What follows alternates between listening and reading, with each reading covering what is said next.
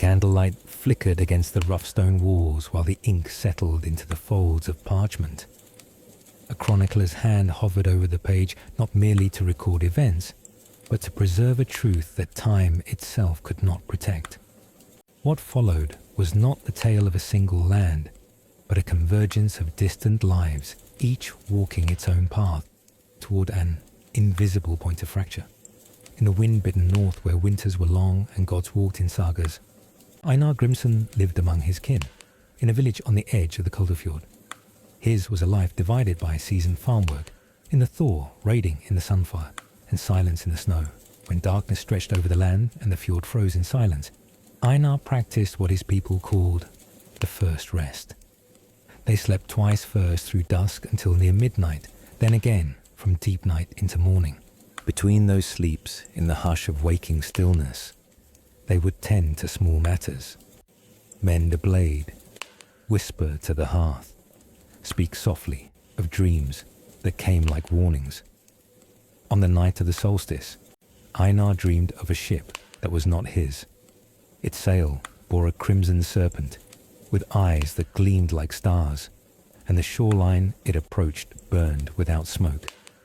He stood on the beach barefoot in snow, watching the ship drift closer. He could not move. When he awoke, the hearth's embers had died, and outside the wind had changed. Far to the south, where the language curled like silk and power came robed in gold and gilt, Alessia di Ferre grew beneath painted ceilings and whispered orders. Her childhood was traded in parts: one marriage for allegiance, another for land, none for love. She was the daughter of a man who wore papal vestments but made decisions like a merchant. At 13, she wore a veil. At 15, she buried a husband. At 17, she gave birth to a boy she would rarely hold. She learned quickly to control a room with silence and a glance.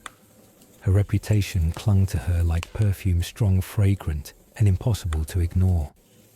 She wrote her thoughts in a ledger bound in calfskin, kept behind a locked chest in her chambers in Ferrara. No one read it, not even the servants who feared her more than they loved her. In her second sleep, the one that came just before dawn, she often dreamed of corridors lit by moonlight and feet treading water that shimmered black. In those dreams, a girl walked toward a cloister with a key in her mouth, and behind her bells rang, though no one pulled a rope. West across the sea and deeper into the green bones of Aquitaine, a boy named Roderick was raised between loyalty and ambition. He was the son of a queen who had once ruled 2 kingdoms, and a king who trusted no one, not even his children. Roderick learned war before he understood peace. He wrote letters to generals in Latin by the age of 11, and rode beside ironclad knights at 15. At 17, he defied his father in open rebellion and lost. At 18, he was forgiven because his blood could not be replaced. He was a prince, then a king, then a soldier again. His eyes did not rest long on women or books, but on maps and towers, on citadels and coasts. He slept in armor and often awoke with his hand on the hilt of his sword. There were nights when he would not sleep at all, only fall into brief lapses of silence beside flickering lanterns. In those moments, images pressed against his mind like fog against glass.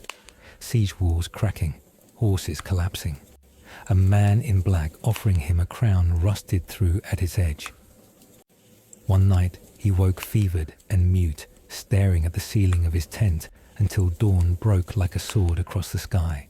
In Strasbourg, where the river wound like a ribbon of sorrow and summer lingered too long, Martha Engel went about her days with quiet repetition. She wove linen by candlelight and recited prayers more out of habit than faith. Her husband had died 3 winters prior, and grief had hardened into something less fragile, something functional. She lived in a narrow home near the market square, where voices rose like dust and fell with the church bells. The stories had started months earlier.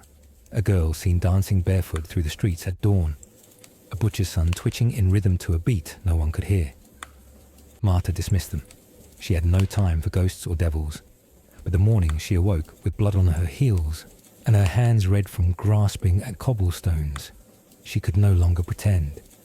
Her neighbours found her at the edge of the square, eyes wide breath, shallow legs trembling as if still moving.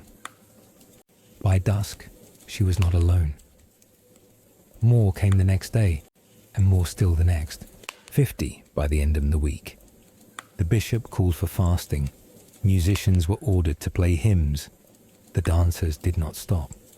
Across these places separated by miles and language bound only by the invisible thread of time, lives pressed forward. None of them knew of each other. They would never meet. But each carried within them a breath of change, a signal of something approaching. Not a prophecy, not fate, but a tremor. It began not with war or fire, but in silence, in cold hearths and restless sleep, in dreams that lingered longer than they should have, and in steps taken without knowing why. Snow had fallen again by morning. It clung to the roof thatch like old wool and drifted against the doors of longhouses that breathed smoke through stone chimneys. Einar stood outside, his breath curling like a spirit around his face. He had not spoken of the dream to anyone, not even to his younger brother, who shared his bed and half his memories. He busied himself with work. That was the northern way. When visions disturbed sleep, a man cut timber, not conversation. He checked the birch traps for foxes, broke ice over the well, tied the straw tighter around the livestock pens, but the dream followed him. Every hollow wind seemed to carry the hiss of waves. Every creaking joint of his shield recalled the serpent's sail. 3 days later, a trader arrived from beyond the fjord. The man's beard was thick with frost and his fingers were missing 2 nails blackened from some accident on the road. He brought salt and honeycombs of amber and gossip too valuable for coin. "There's a ship that never docks," the trader said in a hush over warm mead. "Seen south of the Skerries. No banner, no sound. Just the sea parting around it like it knows something you don't." Einar listened without lifting his head. He didn't ask questions. He didn't need to. He had already seen the ship. That night, as the fire sank low, he sat beside his mother. Her face was carved by time, her eyes clouded with milky haze. Still, her voice had not softened. "You walk like your father," she said without looking at him, like a man trying to stay ahead of something. He didn't reply. "Dreams are teeth," she continued. "They chew and gnaw. If you don't speak them, they'll keep biting. You saw something." He said nothing for a long time.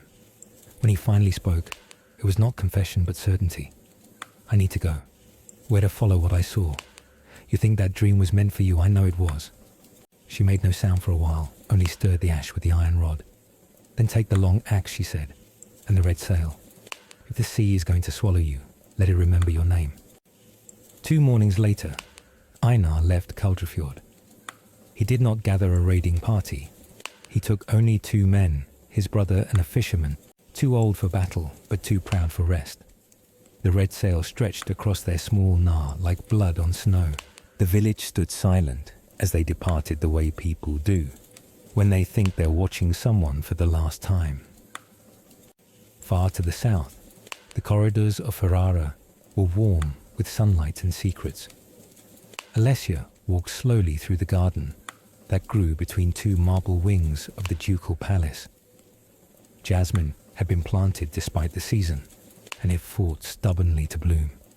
She admired its struggle more than its scent. That morning, her steward had brought news. Her father, the Pope, was arranging yet another union. Not for her, for her son. She sat by the fountain and watched a ripple stretch across the water, as if stirred by something unseen. Her journal was in her lap, open to a page she had not dared complete. She had tried the night before to write about the dream, again, the corridor, the girl, the key, but each time the quill touched parchment, the vision slipped away. A servant approached hesitant. "Duchessa, a letter has arrived." "From Rome." "Leave it," she said, "but it carries your father's seal." "Then all the more reason." When he retreated, she opened the letter anyway. Inside was not a command, but a riddle. "When lions cross paths with serpents, only the rose survives. Prepare the garden." She read it twice, then burned it. That evening, she hosted a gathering for scholars and artists, as was her routine on every second moon of the month. There was poetry, diluted wine, and a string quartet brought in from Venice, but she could not stop glancing toward the garden windows. When the music ended, she returned to her room and wrote this time, not in words, but in diagrams, corridors, rivers, locks, faces she could not name. At the centre of the page, she drew a ship with a red sail. Across the sea, Roderick of Vannes watched his men march through the frost-bitten fields outside Chateau Rohelin. The land had once belonged to a baron loyal to his father, until the baron had decided loyalty was currency to be spent. Roderick took the castle in less than 2 hours. Now he stood in its tower, unspeaking hands clasped behind him. A monk had arrived from Canterbury the week before bearing parchment and worry. The holy city had sent warnings, visions reported by clergy, a call for renewed vows of penance and vigilance. Roderick read them, scoffed, and returned to sharpening spears. But that night he dreamed again. He was not in a castle, but in a field of reeds ankle deep in water. In the distance fire burned, and in the silence that followed a voice, his own voice spoke words he could not understand. He woke with his mouth dry and blood on his tongue, as if he'd bitten it in sleep. In Strasbourg, Martha Engel's world narrowed. She no longer worked. The loom sat idle, threads loose, like thoughts never caught. Her hands trembled not from age, but from the residue of something she could not name. The dancing had not stopped. If anything, it had grown. There were now over 100. Some bled from the nose. Others vomited mid-step. A boy no older than 12 collapsed and never rose again. The bishop's sermons grew louder, and so did the drums, as if trying to outpace the sickness with sound. Martha began to write, not to document, she had no training for that, but to survive. Words spilled from her onto parchment prayers, memories, fragments of dreams. She hid them under the floorboards. One morning, she found dirt under her fingernails and didn't know why. She had not left her room in 2 days, and yet her feet ached as if she'd been walking. Outside, the cathedral bells rang out of time, half a beat behind the hour. Something was misaligned, in the sky, in the bones of the town, in the breath of every child born that week. Each of them felt it Einar in the cold breath of the sea, Alessia in the scent of her failing jasmine, Roderick in the tremble of unspoken words, Martha in the silence between footsteps. None of them spoke it aloud, but they knew the world was tilting, and no one knew what waited on the other side. The sea turned against them on the 5th day. Einar had watched the skies read the birds, measured the tilt of stars against the prow, but none of it mattered when the wind rose like a curse and the tide spun wild. The red sail snapped and twisted like it wanted to escape the mast entirely. Waves slammed the Nar like fists. His brother lost footing twice. The old fisherman Thorold knelt midship and whispered something that may have been prayer or madness. They lashed themselves to the frame. For a day and a half, they fought not the ocean, but its intent. It wasn't merely storm they'd seen worse in raiding seasons. This felt targeted. The waves pushed east when the stars screamed west. The sky darkened without clouds. Lightning struck water but made no sound. Then just before dusk it stopped. Stillness. Total. The kind that made men fear the quiet more than the noise. Even the sea foam withdrew. The sail hung limp, and their bodies ached with absence. Einar, pale with exhaustion, peered into the horizon. There, just beyond the line where water met mist, the silhouette appeared. The ship, no banner, no wake. The same as in his dream. He didn't speak. He simply reached for the long axe. His brother said nothing, only followed the motion. They turned the Nar, not toward home, toward the thing that shouldn't be. South in Ferrara, Alessia held a goblet she did not drink. Her son was away in Florence, surrounded by tutors and chessboards. She had sent him there 6 months earlier, with the vague notion of safety. But now the absence clawed at her like hunger. She had sent 3 letters this week. None answered. Her steward Luca knocked once before entering. He held a scroll with the seal broken. Her father's signature curved at the bottom like a blade. "There's been a fire in Orvieto," Luca said. "What burned the monastery?" "All 24 within." She did not blink. "No signs of attack," he added. "No survivors." "Any signs of dreams?" she asked quietly. He hesitated. "One of the brothers had been carving faces into the floorboards," he said. He'd written about a red sail in his personal notes. A serpent, too. That night, Alessia took a candle and returned to the garden. The jasmine had withered. One stem remained green. She lit the stem with the candle. It did not burn. She went inside and ordered the head of her household guard to prepare for travel. "Where to, Duchessa? I don't know yet," she said. "But I'll know when we get there." In Aquitaine, Roderick banners flew over hills slick with early thaw. The air smelled of soil and iron, both too rich. He had received word of deaths in Poitiers monks vomiting blood after sharing a vision of the drowned flame. In a port town near Nantes, a girl had thrown herself into the sea after screaming of a gate she could not close. He tried not to let it show. Kings did not entertain hysteria. But when his horse stumbled twice on flat ground and his blade rusted overnight despite oil and care, he dismissed his entire retinue for a day of solitude. He rode north, alone. The air felt heavier the farther he went. Birds flew crooked. One stag stared at him from the woods, unblinking, unafraid. He came to a forgotten watchtower by dusk. Broken stairs, moss-grown stones, and a well that hadn't seen water in decades. Still, he felt drawn to it. He dismounted, knelt by the stones, and pressed a hand to the rim. His fingers came back wet, and in the water, he saw not his reflection but someone else's. Eyes like coal, and a whisper too faint to catch. He stood quickly, and for the first time in years, Roderick drew his sword not in challenge but defense. He rode back at full gallop and said nothing of it to his generals. In Strasbourg, the dancing turned violent. Marta watched a man collapse beside the altar mouth, foaming limbs, spasming to music that wasn't playing. The bishop himself had begun to chant backwards. People whispered he didn't know he was doing it. 2 children were found walking hand in hand into the river at midnight, eyes open but unseeing. Marta tried not to sleep. She drank bitter bark, burned sage, cut herself to stay awake, but sleep came anyway, and with it the corridor returned. She followed the girl this time, the one with the key in her mouth. Marta tried to ask who she was, but her tongue wouldn't move. The girl opened a door at the end of the hall. On the other side was the ship, red sail, no wind, no sound. And then a voice not the girl's echoed, "Too many have forgotten. That is why the wheel returns." Marta woke screaming. The next day, she wrote it down, every word. Then she packed what little she had and left without telling anyone. She didn't know where she was going, only that she had to move. In the north, Einar's Nar drifted ever closer.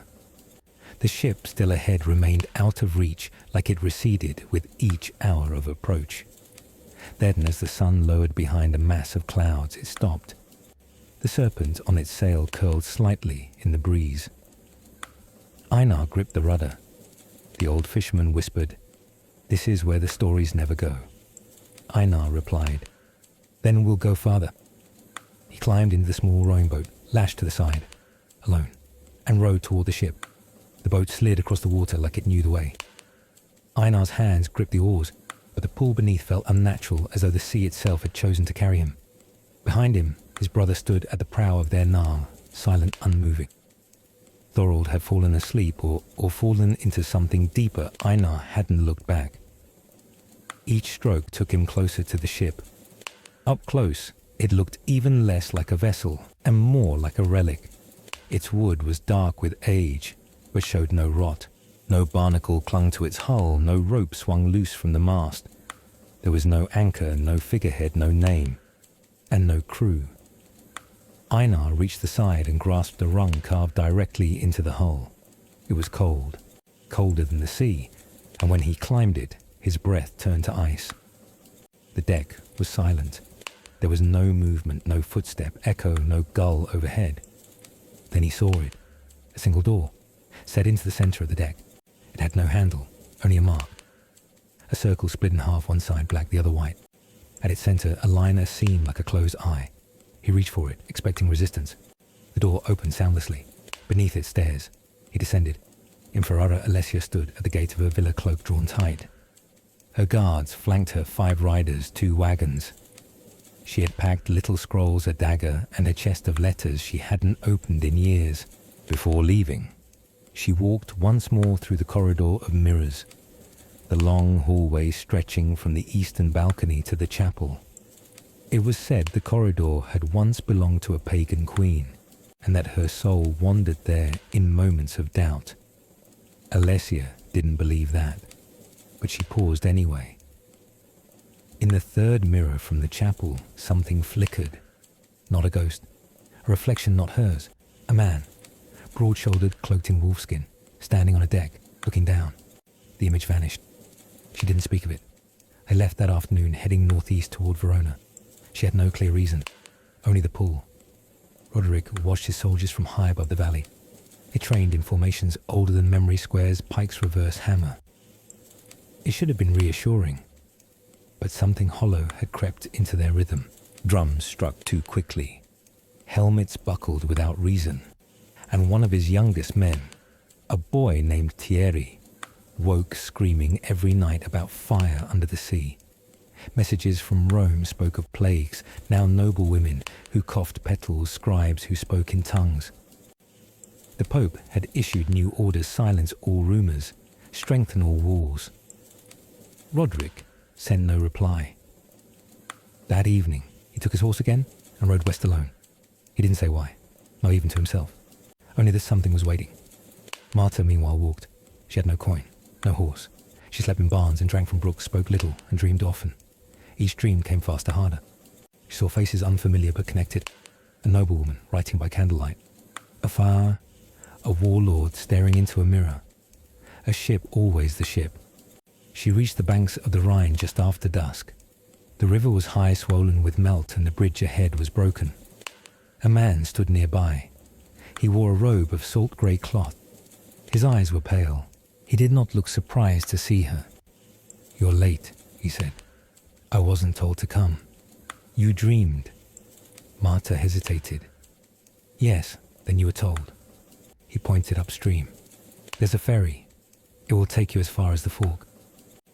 She nodded.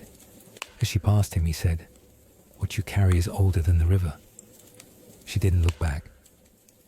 In the belly of the ghost ship, Einar reached the bottom of the stairs. The air was colder here, not damp, still. The room he entered was round with no walls, only mirrors, endless reflections, himself multiplied at every angle, except one figure did not move as he moved. He turned. The figure stepped forward. It was not a man, nor beast.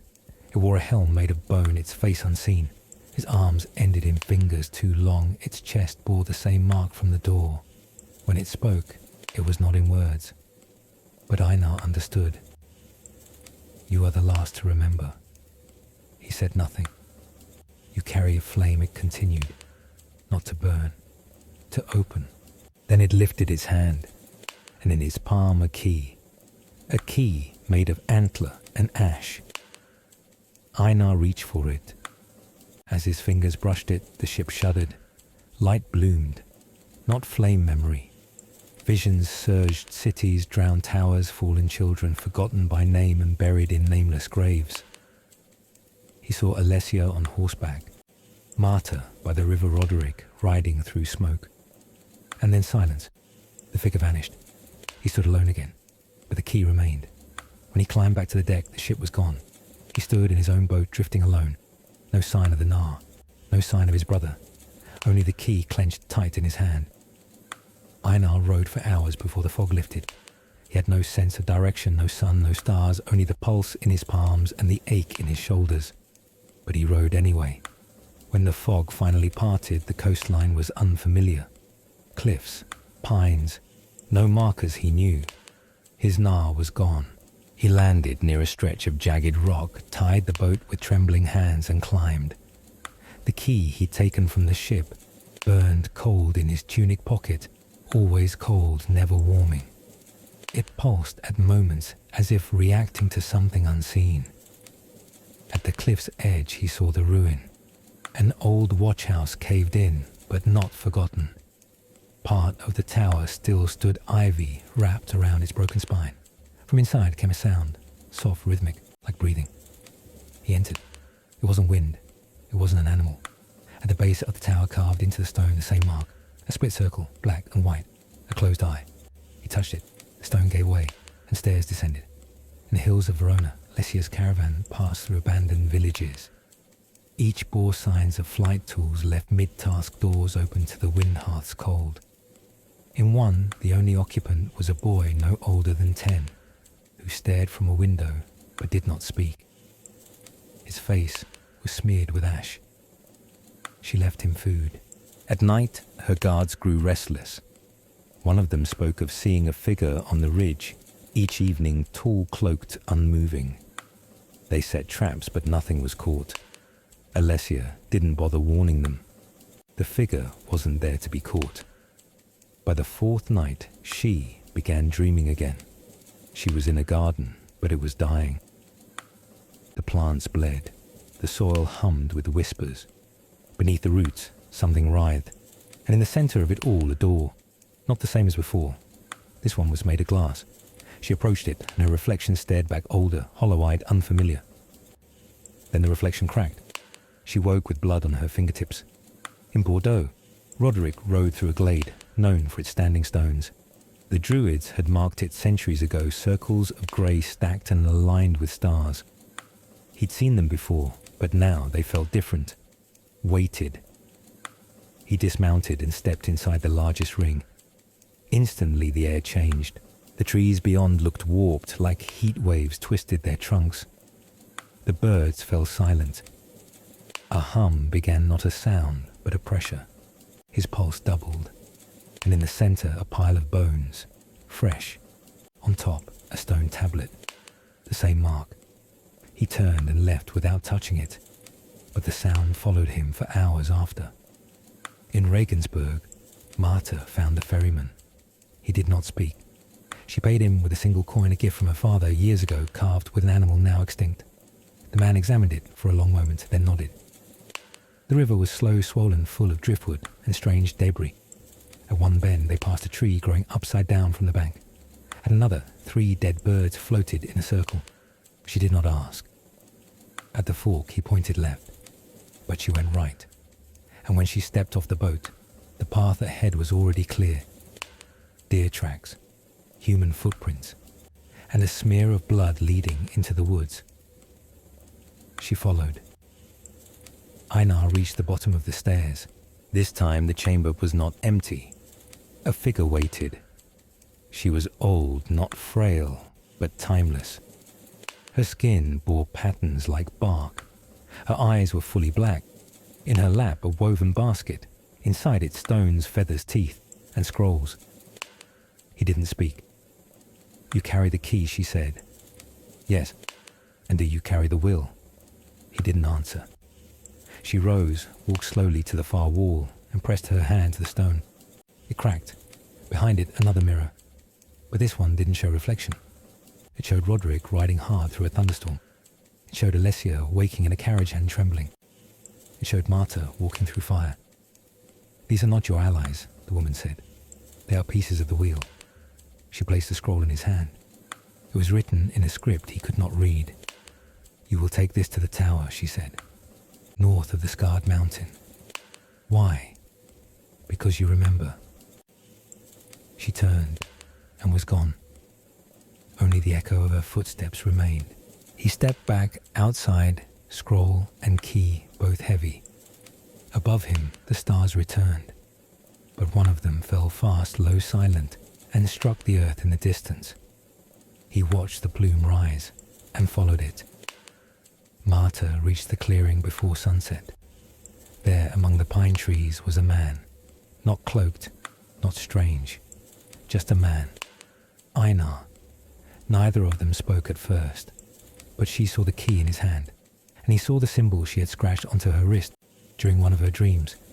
They nodded, not in recognition, but in knowing. The wheel was moving again, and they were caught in its turn. They walked together without asking where. The forest narrowed around them as the days passed. Pines turned to firs, firs to stunted ash, and eventually even those gave way to black rock and wind. Marta barely spoke. Einar did only when necessary. Their words were fewer now but heavier. They slept in caves, ate what they could gather. Water was clean, but sparse. The scroll remained unopened. He had tried once on the second day, but the symbols shimmered and twisted beneath his gaze. Marta had touched it only once and drawn back as it burned. "It's not meant to be read here," she said simply.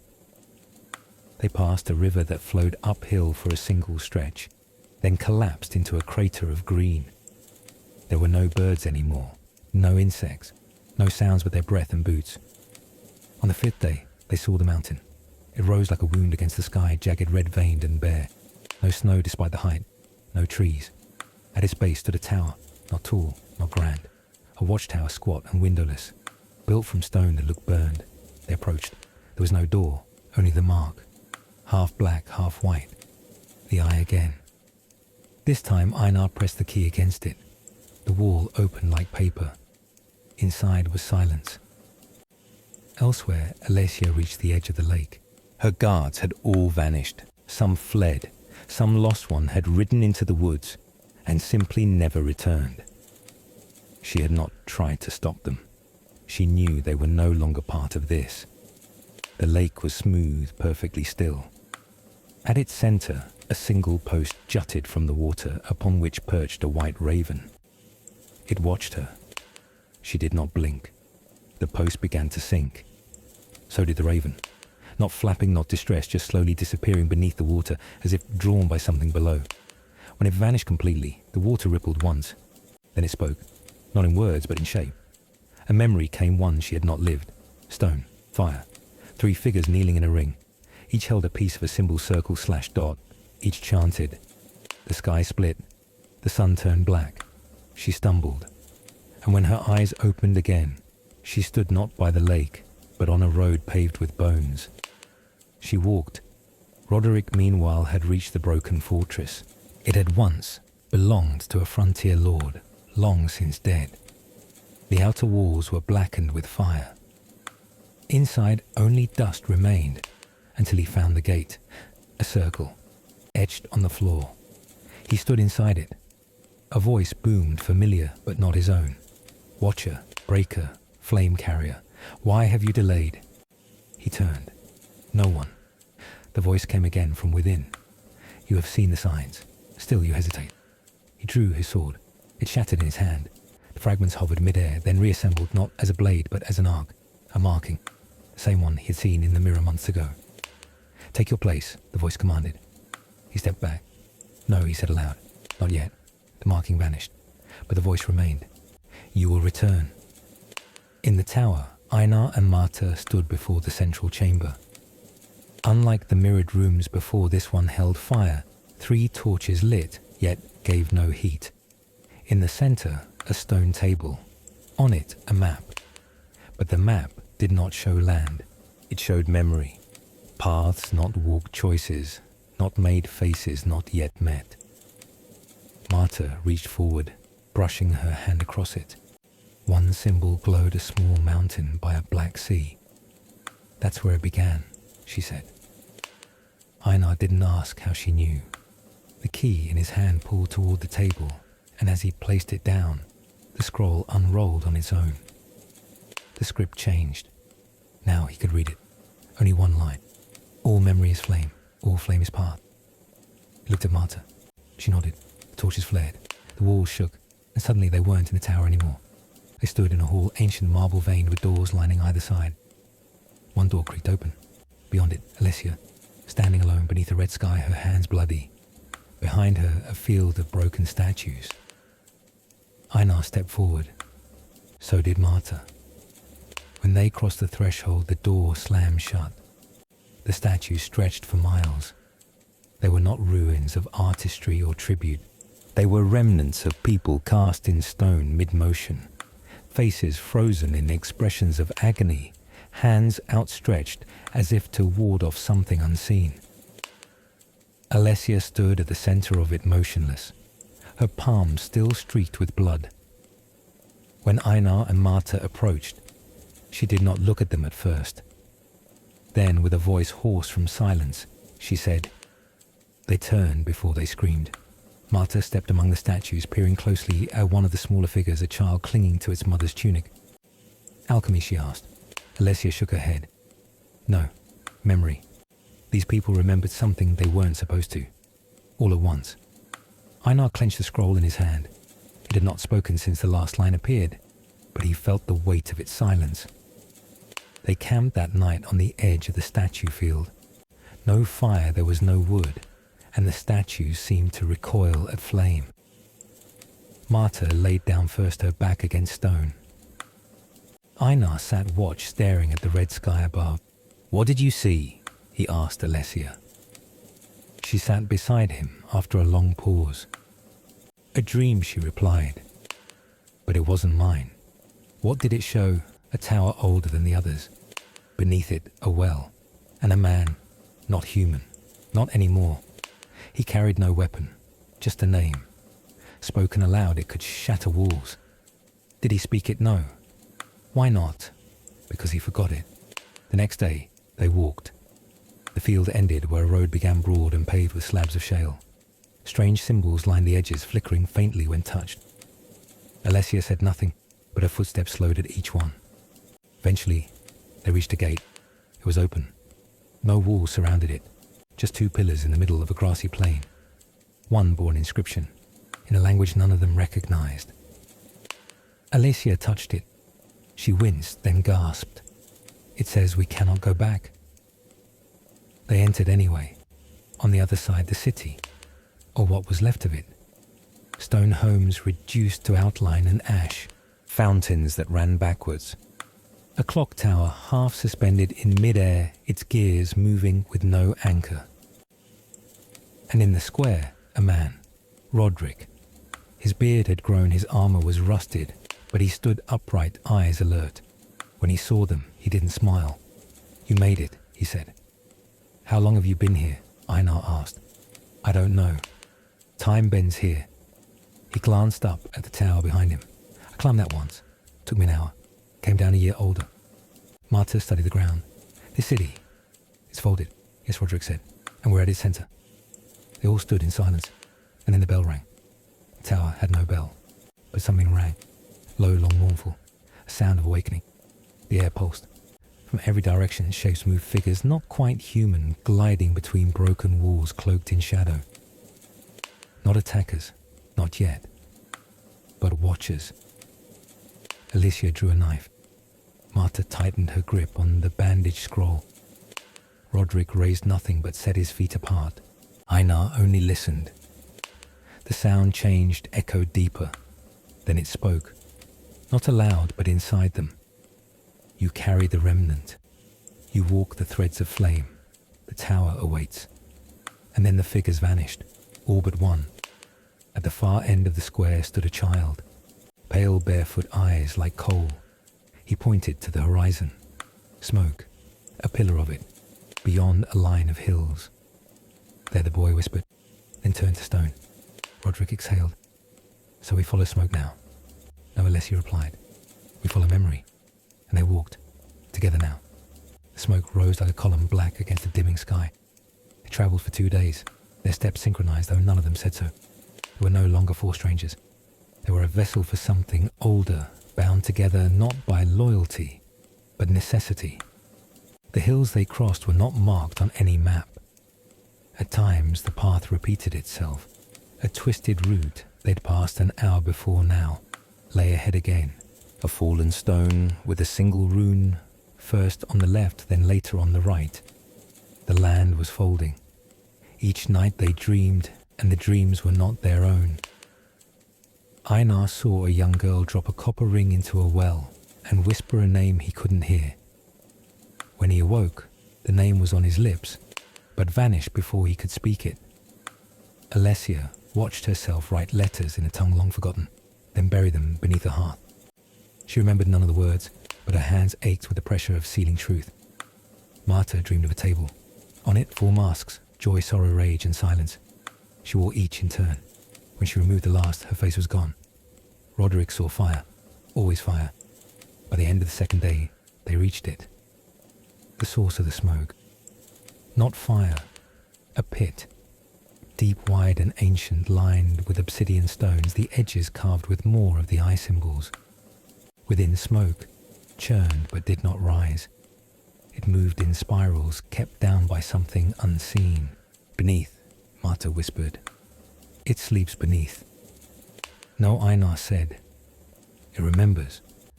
They climbed down together, the stones warm to the touch. At the center lay a door, not of wood nor metal, but something bone-white and smooth. It was featureless, no handle, no lock. Yet the scroll in Marta's hand pulsed. She stepped forward, knelt, and laid it on the ground before the door. The symbols unwound themselves. Letters lifted like smoke, wrapping around the edges of the door, weaving in silence. Then the door opened. Not out, in, and they stepped through. They were no longer in the pit. They stood in a chamber miles wide and lined with statues, not stone this time, but preserved bodies. Perfect, untouched, sleeping. Men, women, children, all dressed in robes with the black and white eye. 1,000 generations of the same face. Keepers, Alessia murmured. They remembered, so we didn't have to. A voice echoed, neither male nor female. One must awaken. Einar stepped forward, but the voice returned. Not you. Alessia tried. The chamber dimmed. Not you. Then Marta placed her hand on the nearest body. It opened its eyes. The other stayed still. Only this one woke an old woman with skin like paper and eyes the color of iron. She rose without effort and bowed, not to them, but to the scroll. She spoke not a word, but raised one arm and pointed toward the wall. A door appeared. No symbol, no key, just a seam in the stone barely visible. Beyond it, wind, real wind, and daylight. Roderick looked to the others. Outside again, no, Alessia said. Forward. They stepped through. The air changed instantly. They stood on the side of a cliff, wind battering their cloaks. Below them a valley, green, whole. Villages, rivers, trees, unbroken. It was not the world they had left. It's the past, Einar whispered, before the forgetting. The air shimmered behind them. The old woman was gone, and the cliff began to dissolve. They ran, down the slope into the valley, heartbeats racing. And as they reached the first trees, they heard it. Laughter, children, a festival. People moved among colored tents and open fires, music spilling through the trees. The 4 stopped breathless. It was not a memory. It was a beginning. The festival was unlike anything they remembered, if it could be remembered at all. Long tables stretched under hanging lanterns. The scent of roasted meats and fresh bread hung in the warm air. Musicians played flutes carved from bone and lyres strung with silver wire. Children ran barefoot, faces painted in geometric shapes. No one looked twice at Einar, Alessia, Marta, or Roderick as they entered. They were expected. The 4 walked slowly, unsure. A man approached them, tall, elderly, dressed in blue linen robes, with a sash marked by 3 vertical lines. His face bore no expression, yet his voice was warm. You have arrived early, he said. We thought the remnants would not appear until the passing.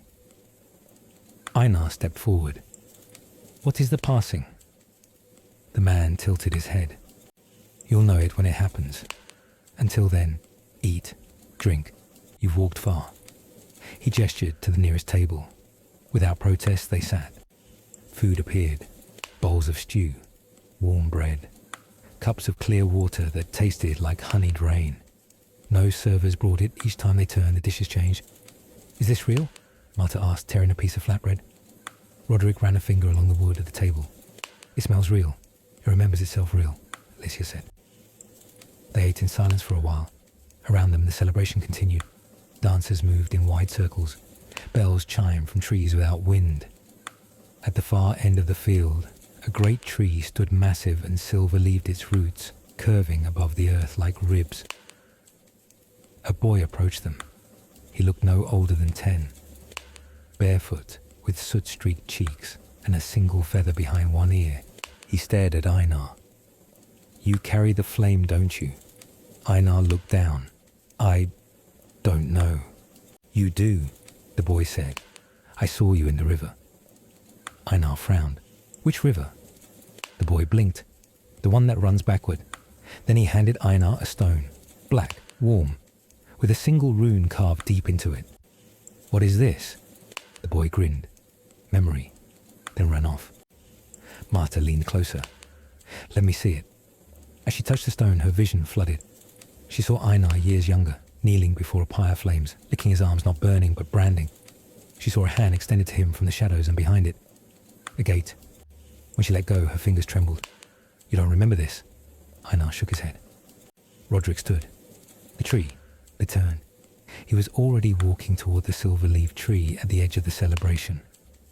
They followed. As they approached, the noise of the festival faded.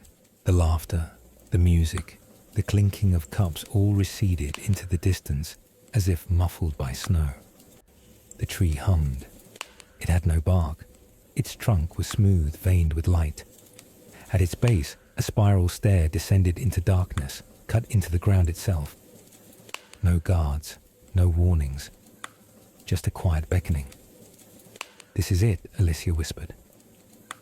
Einar placed the black stone into a hollow at the base of the trunk. It clicked into place. The stair opened, and they descended. The steps were damp. Their own footsteps echoed behind them seconds too late. The air smelled of cedar and something older like dust from a forgotten library. When they reached the bottom, they found a chamber round carved of polished obsidian. In its center, 4 pedestals. On each pedestal, a mask. Joy, sorrow, rage, silence. The same ones Marta had seen in her dream. The scroll unrolled in her pack. A line appeared. "To pass, you must forget what binds you most." They stood in silence. "What binds us most?" Alicia asked. "Name," Einar said. "Guilt," Marta added. "Purpose," Roderick muttered. "Memory," Alicia finished. The masks pulsed once. Einar reached for silence. Marta, joy. Roderick took rage. Alicia picked up sorrow. The masks melted in their hands, not burned, not broken, melded into them. The chamber dimmed, and then the tree above bloomed in light. They stood in the chamber beneath the tree, still and silent. The masks had vanished from their hands, yet each could feel their weight within. Not physical, something deeper. Einar felt silence thicken behind his tongue. Marta laughed once, unprompted, then stopped as tears stung her eyes. Roderick's jaw tightened as if holding back a scream. Alicia blinked slowly, her shoulders sagging beneath unseen sorrow. A new path opened, not through stone or magic, just a corridor gently sloping upward, illuminated by a soft blue glow. They walked without words, their steps echoing differently now, less like 4 people, more like 4 echoes of the same sound. At the end of the corridor, a chamber filled with water. It was perfectly still, reflecting the ceiling in exact symmetry. No ripples, no scent, just water that wasn't wet. Hovering above the center of the pool, suspended without strings or support, was a single object, a seed, black, smooth, pulsing slowly like a heart at rest. None of them stepped forward. The scroll whispered in Marta's mind, not aloud but clearly, "Here lies the memory of the world. You may take it, but to plant it is to begin again." She looked to the others. Roderick's voice broke the silence. "What happens if we leave it?" Einar answered. "The forgetting continues." Alicia asked, "What happens if we take it?" No one answered. Marta stepped to the edge of the pool. The water shifted. Beneath its surface, she saw herself young, wide-eyed, running through a market with scrolls under her arms, chased by faceless guards. She blinked, and the scene changed. Her older self chained, kneeling before fire, refusing to speak a name. She stepped into the water. It made no sound. With each step, a memory surfaced, some hers, some not. A man burying a blade under a child's bed. A woman weeping as she locked her library door for the last time. A boy standing still while the sea swallowed his village. At the center, she reached for the seed. Her hand passed through it. It did not resist. When she pulled back, it floated with her, still pulsing. When she stepped out, the water dried instantly from her skin. No mark, no sign. Only the seed remained hovering just above her open palm. What now, Roderick asked. But no answer came. Not from the chamber, not from the scroll, only from the walls. They shimmered, first blue, then silver, then gold. And then they spoke.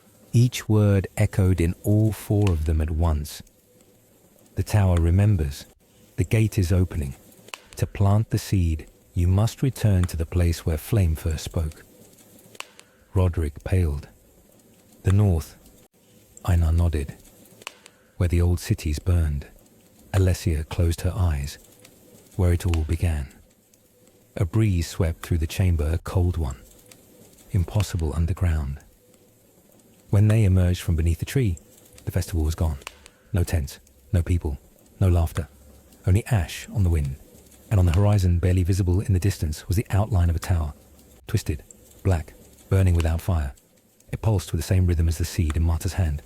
3 beats, a pause. 3 beats, a pause. They descended the hill without speaking. Each step a memory, each step a cost. The land north of the silver tree was not the same land they had crossed days before. Where once there had been green valleys and narrow rivers, there was now ash, fields of black grass that crumbled underfoot. Trees stood like bones, their bark charred and hollowed. The sky was an iron sheet, low and grey, with no sun to guide by. The four moved in silence. No one had spoken since the chamber, not even to ask how long the journey would take. Einar walked ahead. He did not lead. They simply followed. Roderick scanned every ridge, every ruin. The mask of rage inside him pulsed when danger stirred. Sometimes it flared at nothing. Sometimes it was right. Alessia lagged slightly behind, her steps faltering. Her sorrow became weight. Faces appeared to her where there were none. A girl among the rocks. A boy in a scorched field. A mother staring from the cracked window of a burned chapel. Marta carried the seed. It hovered near her chest now, no longer needing her hand. It responded to her breath, to her fear. She tried not to think, but thoughts bloomed like bruises in her mind. On the third night, they camped near a broken fountain. Half buried in dust, a statue leaned sideways, its face shattered but the hands still together in prayer. Alessia built a fire that did not warm. Roderick sharpened a blade he never used. Einar sat with his back to a tree that had no leaves. Marta stared at the seed. She did not sleep. When dawn came, the tower had grown nearer. It loomed on the edge of sight, tall, twisted, made not of stone, but of some black metal that glistened like oil. Lightning curled around it even when the sky was clear. The seed pulsed faster. They walked again, each hour heavier than the last. At midday, they reached the river, or what remained of it. It was a scar, a dry gash cut deep through the land. The riverbed cracked and empty, stretching for miles in either direction. Across it lay a single bridge, ancient half-collapsed ropes fraying. There were bones beneath it. Einar stepped forward, his voice flat. "We cross here." Roderick frowned. "It won't hold us. It will hold what we've become." Marta didn't ask what that meant.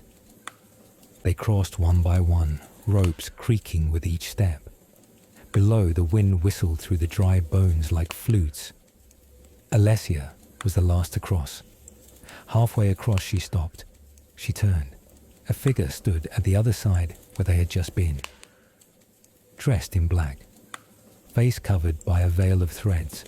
No eyes, no mouth, just presence. It raised a hand and pointed at Alessia. She didn't move. "Keep going," Marta called. But Alessia's feet were frozen. The figure didn't speak. It simply vanished. Alessia's foot found the next plank. She crossed. When they reached the other side, Alessia spoke. "I knew her." No one asked who. They walked until dusk. The tower was closer now, its spire reaching into cloud. The ground beneath their feet grew warm. Cracks glowed beneath the dust like veins of dim fire. That night, they found shelter in the ruins of a monastery. No roof, no doors, just crumbling walls and a broken altar. Roderick lit a fire. They sat in a half circle, their faces tired, their silence heavy. Then Alicia spoke. "I don't know if I want to plant it." Marta didn't look up. "We don't have to want to. We have to." Roderick exhaled through his nose. "What if it doesn't do what they said?" Einar's eyes reflected the firelight. "Then we end the world with purpose instead of by accident." They sat with that thought. Marta lay down last. As she closed her eyes, the seed hovered above her, pulsing faster than before. The gate was near, and something beyond it waited awake. They woke before dawn, not because of the cold, though the ground was brittle with frost, but because the tower had changed. It no longer pulsed. It glowed. A ring of amber light now circled its base, rising slowly up its twisted length like molten glass poured upwards. Every few minutes, a sharp tone echoed through the valley, a chime like a bell being struck inside their own skulls. No one spoke. They broke camp in silence. The monastery crumbled behind them as they walked away. By midday, they reached the outlying ruins, stones shaped like teeth jutting from the soil remnants of walls long abandoned. Strange etchings were burned into the stones, half erased by time or by intention. None of them could read the language, but all of them felt it. Marta touched one symbol and gasped. It wasn't pain. It was recognition. "They wrote this," she whispered, "before the first erasure." "Who?" Alessia asked. "The ones who remembered too much." Einar stepped forward. "And what happened to them?" Marta turned her eyes to the tower. "They built that." The ground trembled slightly as she said it. Small quakes like breath beneath the soil. They moved forward step by step toward the base. A wide field stretched before the tower, grey flat empty. No grass, no life. Just a vast dead plain. And standing between them and the base of the tower was a figure. At first they thought it was a person. But as they drew closer, they saw it was a statue. Perfectly lifelike. A man kneeling, arms open, expression frozen in peace. A crow perched on one shoulder. Every detail intact. "I've seen this before," Roderick murmured. He knelt beside it, brushing ash from its base.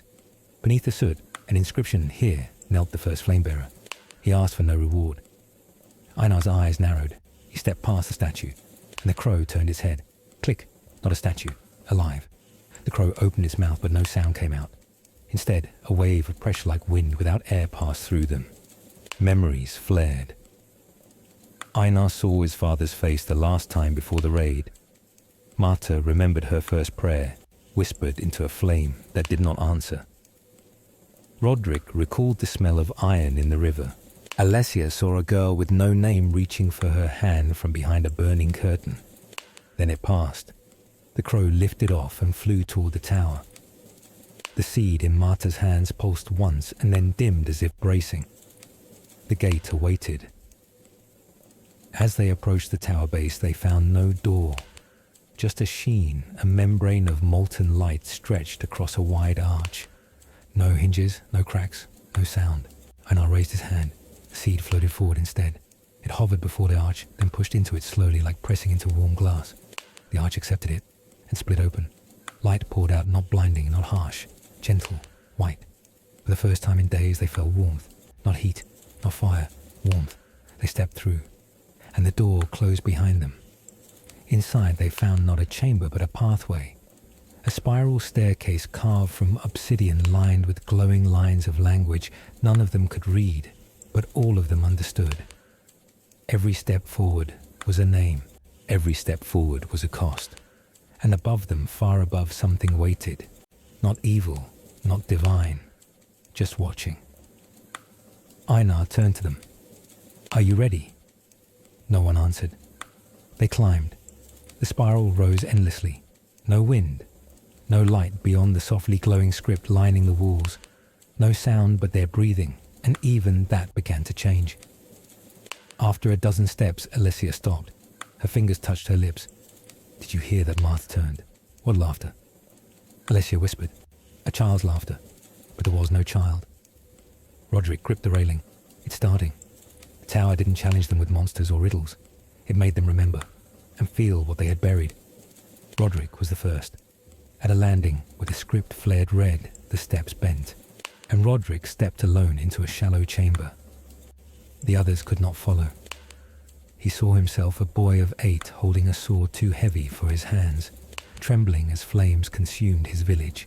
A voice asked, "Do you remember what you said when the door closed?"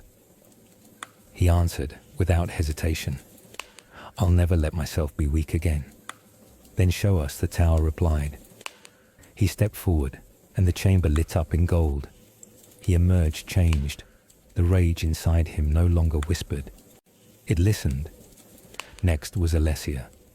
Her chamber was filled with mirrors. Each showed a life she could have lived. The sister she lost, the child she never birthed, the priest she had betrayed. A voice murmured, "You have mourned for others, but not for yourself." She closed her eyes and wept not from pain, but from permission. When she returned to the steps, her sorrow was lighter, not gone, but shared. Martha entered third. The seed floated beside her, vibrating faster. The chamber was empty save for a book, her book, the one she had burned when she joined the rebellion. It was whole now, pages glowing. Each page contained a name. She turned them slowly. They were all names of people who had disappeared when the city fell. All people she could have warned. A voice asked, "Will you forget again to survive?" She answered no. The book burned, but its ashes rose, forming a sigil in the air. When she stepped out, the seed followed quietly behind. Then came Einar. He didn't find a chamber. He found a man sitting in a chair. The same man who had taught him how to sail, to sharpen a blade, to read the stars. His father, alive. "I never blamed you," his father said. Einar fell to his knees. "I left you to die." His father smiled. "I was already gone. But you carried me with you. That's all any of us can ask." They sat in silence. When Einar stood again, the chair was empty. He didn't cry, but his fists were open. They reunited at the next landing. No words, only nods. Above them, the final stretch of stairs glowed white, but the silence was different now. It wasn't empty. It was sacred. They climbed together. The walls closed tighter. The script vanished. The light narrowed. Finally, the steps ended at a door. Simple, wooden, unmarked. Martha looked to the others. No speech, no last vows.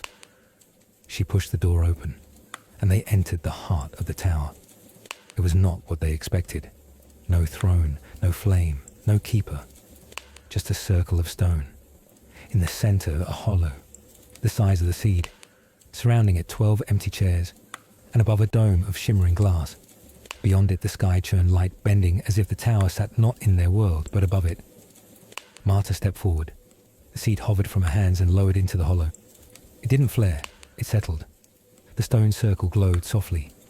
A voice, not from the room, but from within each of them, whispered, "To remember is to suffer, but to forget is to die. Choose." The floor trembled, the walls sighed, and then the world outside began to change. The stone circle pulsed beneath their feet.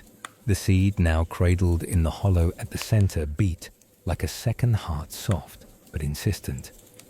12 empty chairs surrounded it, carved from a stone that shimmered faintly in the dome's cold light. The voice echoed again, low and intimate. "To remember is to suffer, but to forget is to die." The tower was not speaking to all of them equally. It was speaking to each of them alone, one by one. Martha stepped forward first. Her shadow fell across the circle, long and uncertain. The tower asked her, "What is the weight of a truth you buried for survival?" She answered, "It's the weight I must now carry to save what remains." A gust of warm air passed through the chamber. One of the empty chairs directly across from her lit with gold, not filled, but no longer vacant. Then Roderick stepped forward. What do you protect when rage becomes your name? His fists clenched. I protect the child who still fears the night. Another chair ignited, burning softly, with a red light steady as a forge. Then Alessia, what do you heal when all you've touched has bled? She closed her eyes. I heal by staying, not fleeing, even now. A third chair glowed deep blue, like old water under moonlight. Einar stood last. And you, bearer of no oaths who led by silence, what do you believe still stands behind you? He took a breath. A shadow eye no longer served. The fourth chair lit. Together they stood within the circle as the dome above began to pulse. The seed rose again, no longer small. Its form began to shift, no longer round, no longer inert. It became a flame, not wild, not consuming, still, controlled, a flame that held memory like a spine holds a body. Then it spoke, not aloud, but they all heard it. 4 returned what was broken. 4 stood when history fell. 4 may now open the archive. The flame dipped into the hollow, sealing the stone. Beneath their feet, the ground shifted. The tower began to descend, no walls moving, no rumbling earth. And yet the world around them folded, tilted. The dome above vanished, replaced by sky, not the grey veil they had known, but a true sky, black riddled with stars. And in the air, whispers, names, thousands, each name a life, each life a piece of the truth that had once been erased. And below them, far below cities, they thought lost began to stir, not rebuilt, but remembered. Their shapes shimmered like reflections on deep water. Is it coming back? Alessia whispered. Martha shook her head. No, it was always there. The tower hid it, so we would stop looking. Then the flame pulsed one final time, and fractured. Each of them caught a shard without needing to reach for it. It melted into their skin. The archive had opened, but the truth it brought was not passive. It demanded action. From the ruins below, voices rose. Questions long silenced now cried out. Who had stolen memory? Who had built the tower? And what had been buried beneath it? The light around them dimmed. The flame was gone. But in its place, something older stirred. Something that remembered everything. Not a god, not a curse. Just a silence that had lasted too long. And the weight of remembering had only just begun. The tower did not collapse. It dissolved, not into rubble, but into memory. Stone faded into light. The great spiral that had led them upward unraveled in the dust, dancing away into the sky like forgotten names returning home. The circle where they stood floated for a breath longer, and then lowered slowly to the earth, carrying the 4 of them down like a final prayer. They landed in silence. No fanfare, no voices to greet them. Just the wind and the shape of a changed world. The hills they had climbed were still there, the same twisted trees, the same charred bones of forgotten villages. But the light was different. It had weight again. A sky that once looked like soot now shimmered with streaks of dawn. Not gold too early for that, but silver like memory made visible. The horizon whispered of cities reawakening roads, realigning stories once erased, now forcing their way back into the earth. Marta fell to her knees. The shard within her pulsed not painful, but insistent. Einar stood still, staring east, where a ruined fortress now shimmered at the edge of the plains. A fortress that had never existed in maps, but now glowed faintly with torches lit from within. Roderick's hand closed around the hilt of his blade.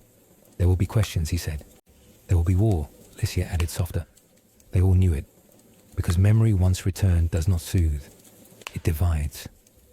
The first messenger arrived 3 days later. Not on horseback, on foot. He wore the garb of a merchant, old tattered, but his eyes burned with something new. Reverence, perhaps, or fear. He had walked from the outer coast, not because he'd been told, because he'd dreamed. They're all remembering now, he told them. The names, the maps, the wrongs. Whole cities waking up screaming. The river treaty. It never happened. The flood of Kalin, not a flood. A siege, covered up. He looked at them eyes wide. And everyone's choosing sides. He gave them a scroll, not a command, an invitation. A summit was being called, not by kings, by those who had remembered too much. Rebels, survivors, burned scribes, disgraced historians, keepers of forbidden songs. They were gathering in what used to be a forgotten ruin. Now it had a name again, Velisaran, a place that had once kept the first archive before the tower ever rose, and they were calling for the flame bearers. Marta hesitated. "We didn't come this far to lead," she said. Einar shook his head. "We didn't come this far to hide either." They left that night. The journey to Velisaran took 10 days. Along the way, they saw the world remaking itself. People emerging from cities that had not existed a week ago. Books rising from buried vaults. Statues changing form overnight. Children whispering names no one had taught them. And rumors followed them. Whispers of 4 who walked down from a vanishing tower. Of the shard light in their veins. Of the return of history and the end of forgetting. Velisaran was not what they expected. It was alive. People had already rebuilt half the broken keep. Flags flew not of kingdoms, but of families, clans, libraries. Stone carvers etched names into the walls, restoring lineages, reviving forgotten bloodlines. They were greeted not as saviors, but as witnesses. The council chamber was raw, unfinished. Just a circle of stones around a fire. No throne, no hierarchy. Only voices. One by one, survivors stood and told their truths. A widow who remembered her husband's execution once rewritten as exile. A soldier who found records proving a genocide he'd unknowingly enforced. A poet who recalled her own name after 20 years without it. Each testimony was heavier than the last. And when it was Einar's turn, he did not speak of flames. He spoke of his father, of silence, of watching a lie grow fat enough to swallow an entire generation, and how none of it would end until those who built the tower were named. The chamber fell silent. Then someone said it. Not all memories are being returned. Alessia turned. "What do you mean?" "They've begun burning them again," the woman said. "In the capital. The archivists who once served the tower. They're calling the truth poison. They're turning people, and they're hunting anyone who carries a shard." Roderick stood slowly. "It begins again." Marta touched her chest. The shard within her burned slightly. Not in fear, in readiness. The tower had fallen. The archive had opened. But the war for what survived had only just begun. Night in Velisaran was no longer quiet. Beneath the stars, the city murmured, anxious, wide-eyed, refusing to sleep. Scribes worked by lantern light. Blacksmiths carved symbols onto armor not yet forged. And in every alley, at every hearth, stories once forbidden flowed again. But stories invite listeners, and some invite enemies. The first attack came before dawn. It wasn't an army. It was a cleansing. 7 riders cloaked in black faces marked with white paint, archivist purifiers. They came not to conquer, but to erase. They rode past the outer guards whispering incantations, not of magic, but of command words drawn from the tower's final doctrines. They threw flasks of black oil into the old library, torched its entrance, and dragged 2 memory keepers into the square. Einar was the first to react. His blade caught one in the side before the alarm even finished ringing. Roderick was beside him, shield raised, voice hoarse from shouting warnings. But it was Marta who stopped them. She didn't use the shard like a weapon. She used it like a mirror. Facing the lead purifier, she held her palm up, let the light from within bleed into the air. The man staggered, and then he screamed. Not in pain, in recognition. He dropped to his knees, crying out a name, a woman's name again and again, as though it had burst from behind a wall in his skull. When he looked up, the paint had melted from his face, and the war inside him had begun. The other purifiers fled, not because they were outnumbered, but because they had seen something worse than resistance. They had seen doubt. Later that day, the council convened again. Velisaran could no longer hide. They'll return, said the widow who kept the southern gates, with more. They're not after territory, added a former tower guard, who now stood with the archive. They're after the shards, and the ones who carry them. Einar stood before the circle. We cannot keep running. The world is remembering faster than they can contain it. Marta's voice cut through, and yet they will try. She raised her hand. The shard embedded within her skin pulsed, no longer hidden but fully visible. They know we have the truth. That's why they fear us. Alessia, ever quiet, added, then let's give them a reason to fear us more. By evening the plan had formed. Not a rebellion, not yet. A caravan, a mobile archive travelling from village to village, city to city, waking memory before the purifiers could silence it. Carried not by warriors, but by truth-bearers, poets, priests, children with songs in their heads they didn't remember learning. And at the front of the caravan, Einar, Marta, Roderick, Alessia, the 4 flame-bearers. Before they left, an old man approached Marta. He walked with a limp one eye, clouded hands, ink-stained from a life in exile. He held out a scroll sealed not in wax but blood. I kept this hidden during the burning years, he said. It was meant for the last archivist, but they never came. Marta took it, hands trembling. The scroll contained coordinates, a location buried in a region thought drowned by the river Treaty, a place called Calvinmore, a city erased entirely from all known records. The scroll claimed Calvinmore was where the tower began, before it rose, before it ruled, before it fell. If true, it would contain the root memory the first truth erased, the truth that explained why the tower was ever needed at all. They left the next morning. The caravan stretched for miles, dozens of carts, animals, foot travellers, all carrying fragments of memory. Along the way, people joined, not for war, for story. A shepherd who remembered a song from her grandmother that named the true kings of the West. A stonemason who uncovered a buried glyph beneath his workshop identical to the ones in the tower's chamber. And a child mute since birth who began humming the tune of the flame when Marta passed. It was working, but it was dangerous, because the further they travelled, the more they realised they were not the only ones spreading memory. Another force moved ahead of them, quieter, sharper. A second caravan carrying false truths, new histories, planted stories, crafted to replace what the archive had revealed, funded by those who once ruled behind the tower's shadow. Einar clenched his teeth. They're not just resisting us, he said. They're trying to overwrite again. Alessia looked to the east, toward Calvinmore. Then we reach the route before they do. The path to Calvinmore was not marked. No road led there. No map remembered it.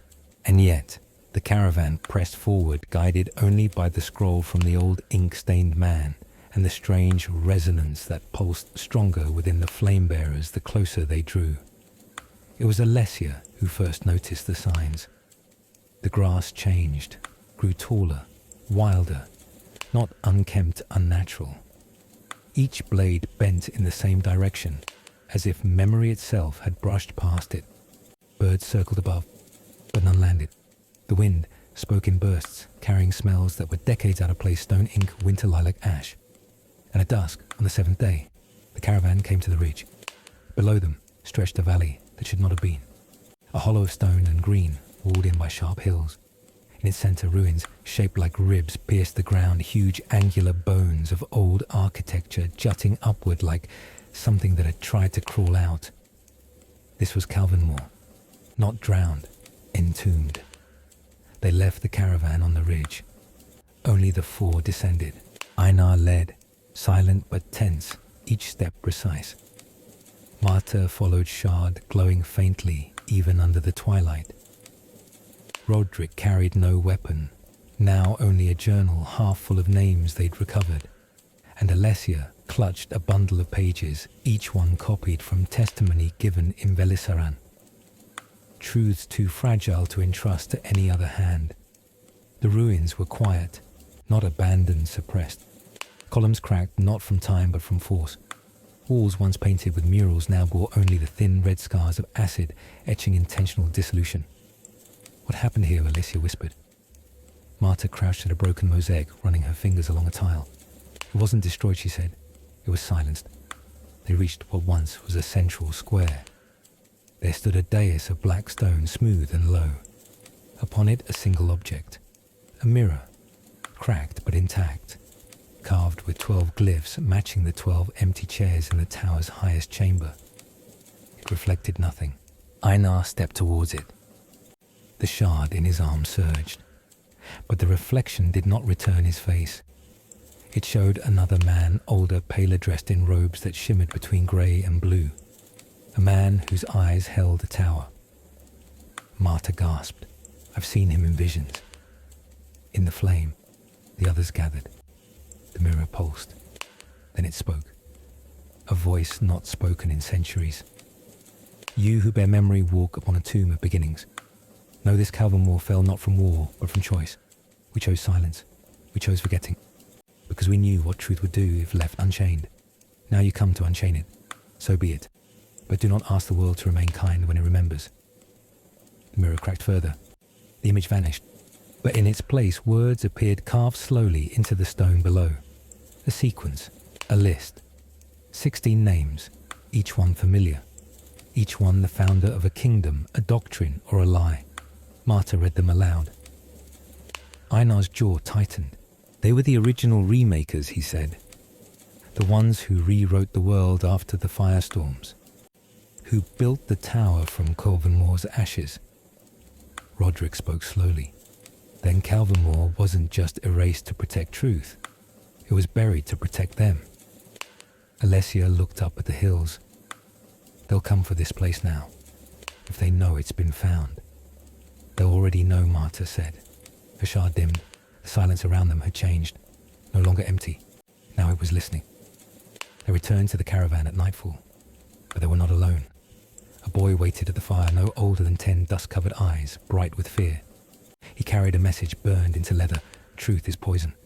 Return to Valisaran and surrender the shards, or your memory will burn with your bodies. No signature, but the symbol beneath the threat said enough. A twisted flame inside a broken circle. The mark of the second tower. They didn't sleep that night. The council within the caravan met under stars' voices, low decisions sharp. Some said return, some said run. But Marta stood holding the list of names in one hand and the shard in the other. We've passed the point of choosing silence. We share what we found, and we prepare. Roderick nodded. Then let's finish what Calvin began. The caravan left Calvin at first light. There was no ceremony, no trumpet, just quiet movement, determined focus, with every wheel creaking like a thread pulling history forward. But something had changed. Not in the terrain, not in the travellers, in the sky. Birds no longer circled. Clouds moved in odd spirals as if wind itself avoided where they had been. And in the air, just beyond sound, a faint hum like pressure behind the ear. They were being watched. By the 5th day, scouts returned with confirmation. 3 towns ahead had fallen silent. No lights, no signals, no people. Only a strange white ash in the wells. They're scrubbing, Alicia murmured. Erasing. Einar's jaw was tight. Not scrubbing. Replacing. He handed Marta a strip of parchment taken from a trader found wandering alone near one of the emptied towns. The parchment read, Truth is disloyal. Memory is pain. Come to the second tower and be rewritten. Roderick swore under his breath. They're not hiding anymore. At the next stop, they set up an ink circle, a makeshift archive node. Any traveller, any child, any stranger could enter and write what they remembered. Their own truth. Not just great events, small ones. The scent of their mother's hair, the way their village celebrated winter. A lullaby no one else sang. The pages grew quickly. They dried faster. And in every new circle, a small shard of flame was planted not to burn, but to anchor. Within days, a network was forming. A living memory map. Alive, growing. Faster than the second tower could replace. But then they struck back. On the 10th night, in the valley called Hero's Spine, the archive camp burned. Flame, not from oil, but from glyph fire, a forbidden remnant of the tower's founding. It didn't scorch paper. It didn't blacken skin. It erased. People screamed as names left their mouths, but not their minds' memories still present, but unshareable. Alessia ran into the smoke, protecting a girl trying to save her father's testimony. The girl lived. The father's words did not.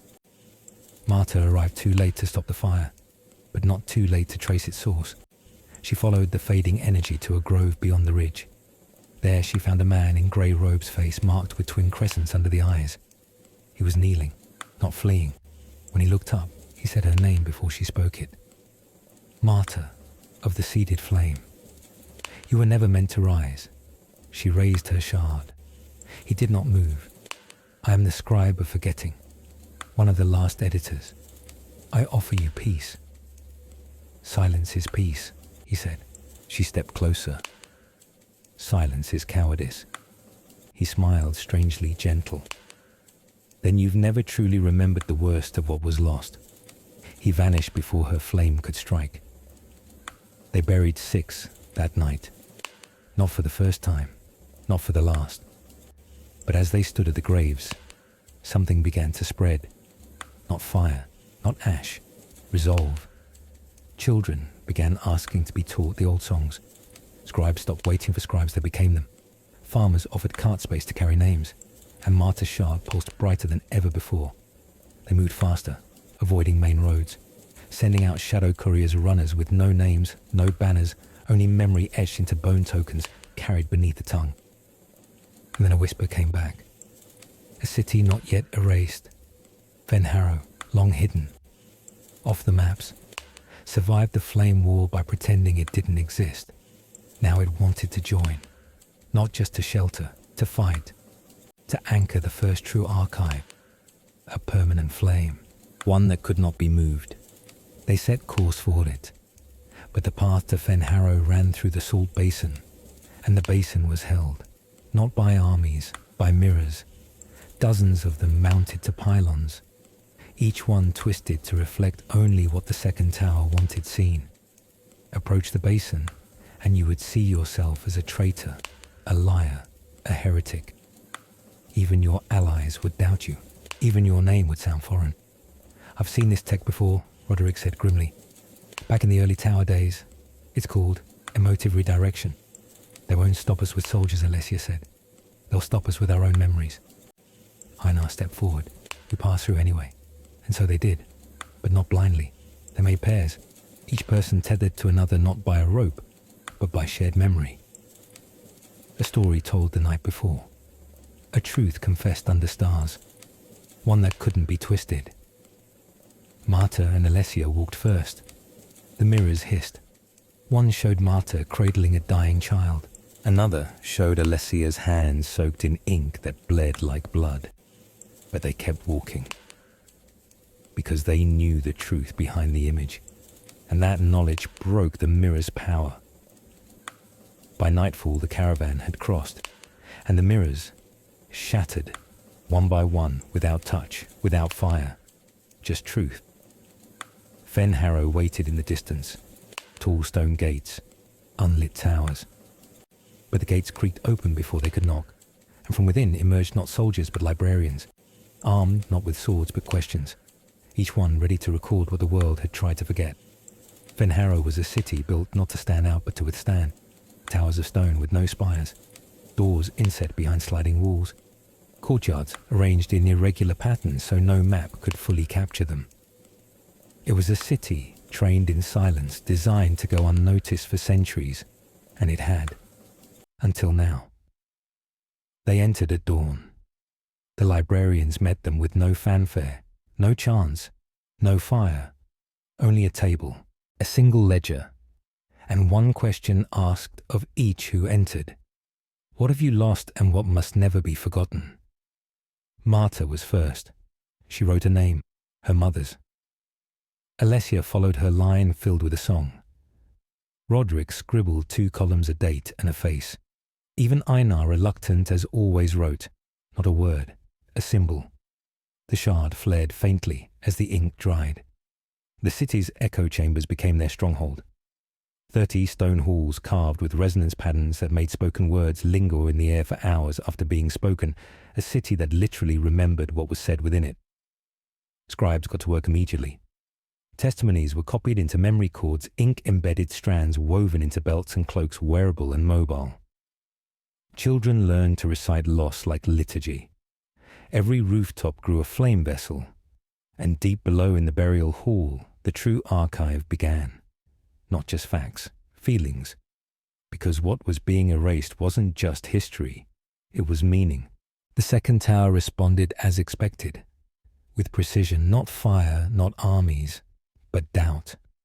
First traders disappeared, then grain convoys refused entry, water began to taste of rust, and then the signal started, on the edge of every dream for those bearing shards' voices.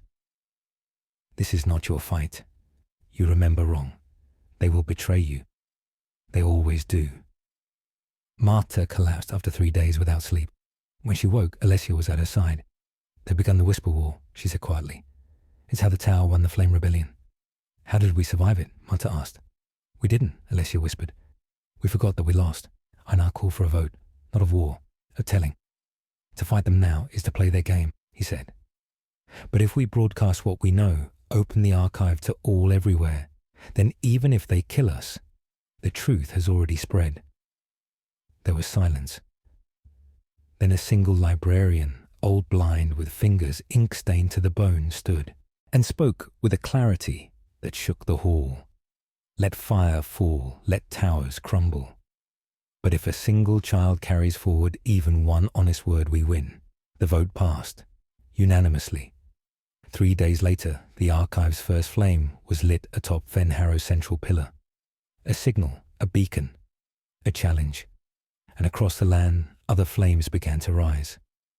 In old wells, in ruined bell towers, in the eyes of those who still remembered their real names.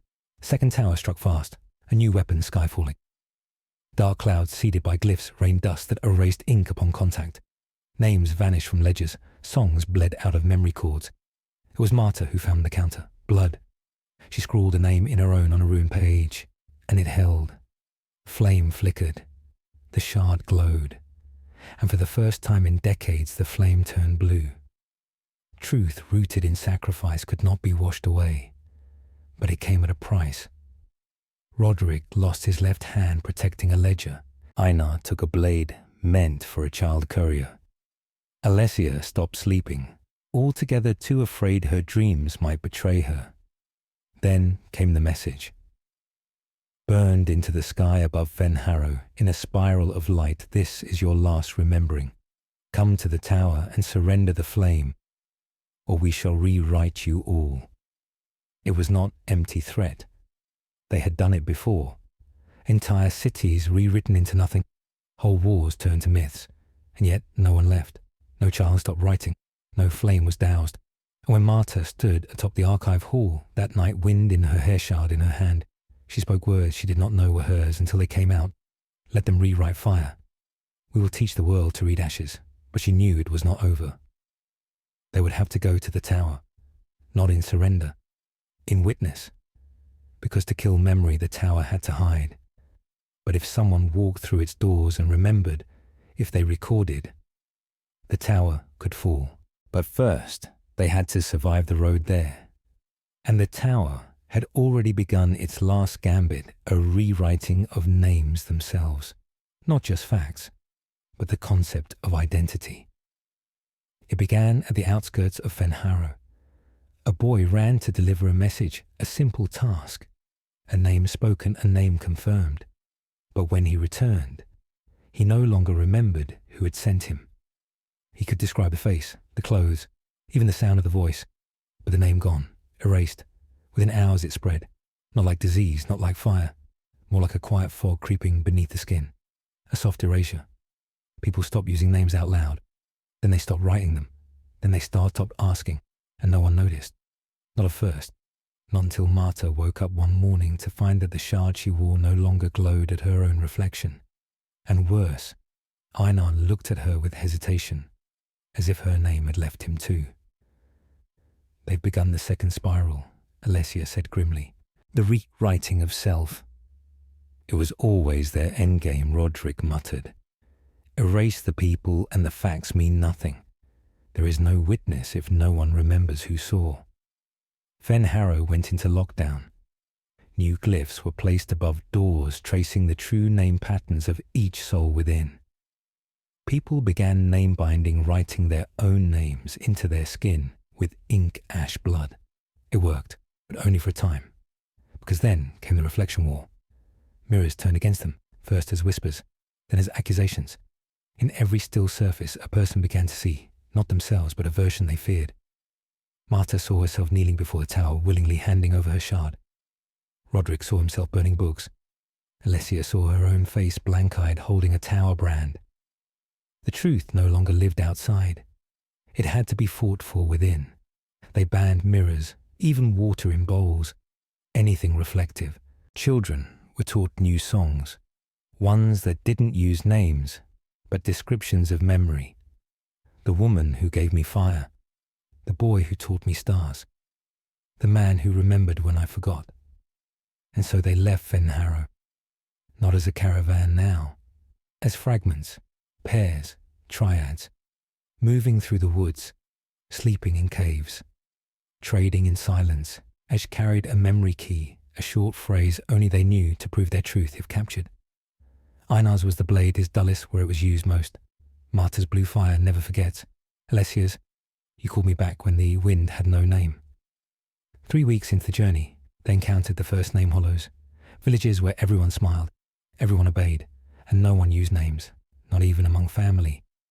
They welcomed travellers, fed them, listened, but if asked, "Who are you?" they only smiled wider, as if the question itself was obscene. When Roderick tried to write his name in the square, the ink faded before the second letter. They left at dusk, silent, shaken. The tower had reached further than they thought, and it had grown quiet, too quiet. No more messages, no more firestorms, no more erasures, just stillness. Until one night, a girl joined their camp. No shoes, no shard, just a scrap of cloth tied around her wrist. She didn't speak, but she recognized them, all of them. She looked at Alessia and mouthed, "Thank you." At Einar, "You showed me the gate." At Marta, "You gave me my mother's name." They stared stunned. Roderick asked her name. She smiled and then pointed to a mark on her wrist, a single burned line. A glyph for truth shared. They understood then.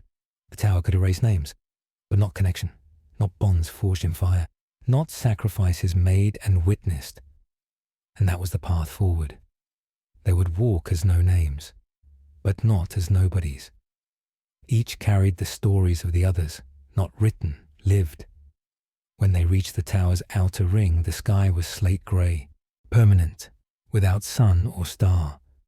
The path spiraled, and with each step the tower spoke not with words but with doubt. Marta heard the voice of her father whispering, "You were never meant to remember." Einar heard screams he thought buried forever. Alessia saw herself alone again, nameless, unchosen, but the shard still glowed, dimly, faintly, but not gone. They had bound memory to sacrifice, and sacrifice was harder to erase. In the final mile, they stopped speaking entirely, not in fear, but in unity. Their story was too sacred for noise now. They walked toward the tower not as a rebellion, but as a reminder that names may fade, but meaning never dies. And if even one soul remembers what was, the world cannot be rewritten completely. They entered the tower in silence. No guards, no locks. Only a vast corridor lined with mirrors that refused to reflect. Marta touched one. It was warm. Alessia looked into another and saw not her face, but a field of ash and voices buried in the soil. Einar unsheathed his blade, not to fight, to anchor himself. Each step forward he whispered the names of the lost, not aloud but in his breath like a prayer only memory could hear. At the center of the tower stood a room. No windows, just shelves, scrolls, books, tablets carved into stone, and a figure in grey robes, back-turned hand resting on a burning ledger. The archivist, not ruler, not warrior, just a man, or perhaps something older, whose task was to remember everything by choosing what to forget. "You've come far," he said without turning. "No thanks to you," Alicia replied. "You misunderstand," the archivist said gently. "I didn't erase for power. I did it for mercy." They said nothing. He turned. His eyes were ink black, not from darkness, but from having seen too much. "You think remembering heals, but memory is a blade, and not all truths should be carried by children." Marta stepped forward. "And forgetting has made us empty, obedient, lost."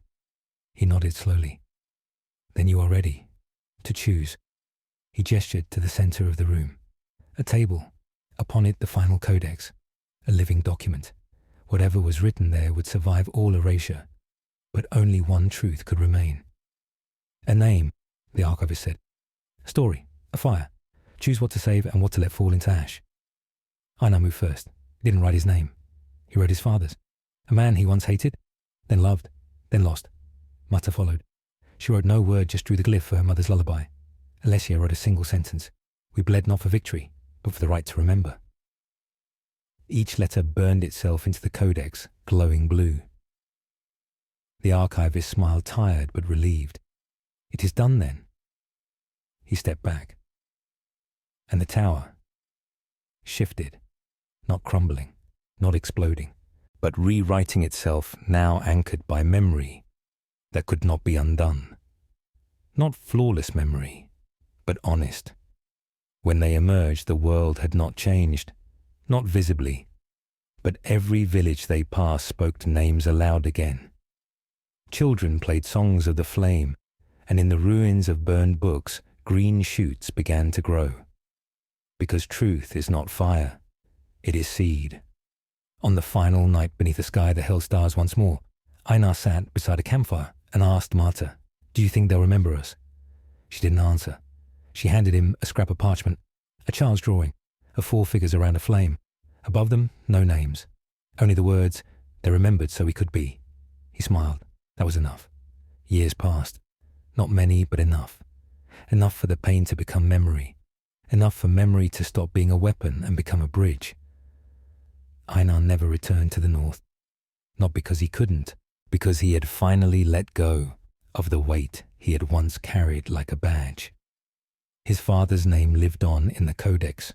That was enough.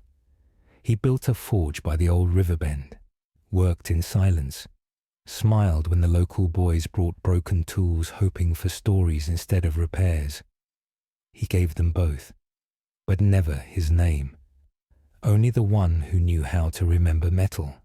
Marta taught in the valleys, not with chalk and boards but with stories. She never said which were true. That wasn't the point.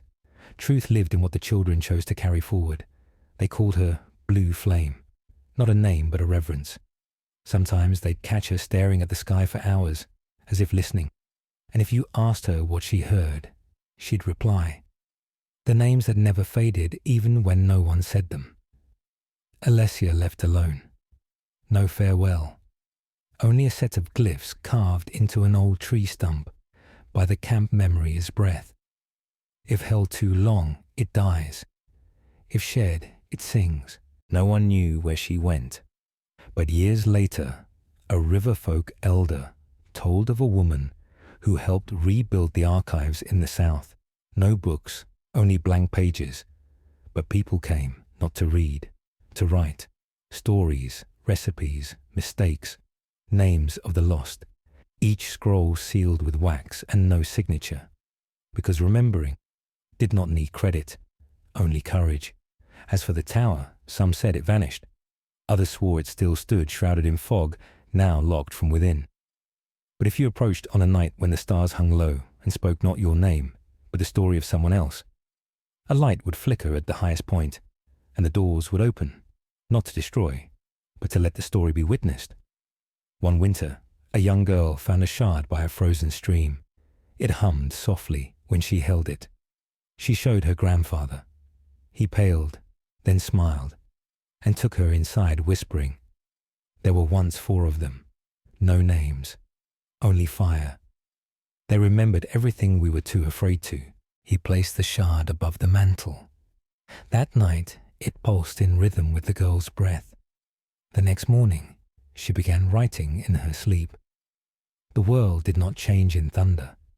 It changed in quiet and ink and song, in scars that became symbols, in silence that turned into stories, and in children who, without knowing why, grew up afraid of forgetting, but no longer afraid of remembering. One final line etched into the oldest page of the final codex. We did not win. We remembered. That was enough.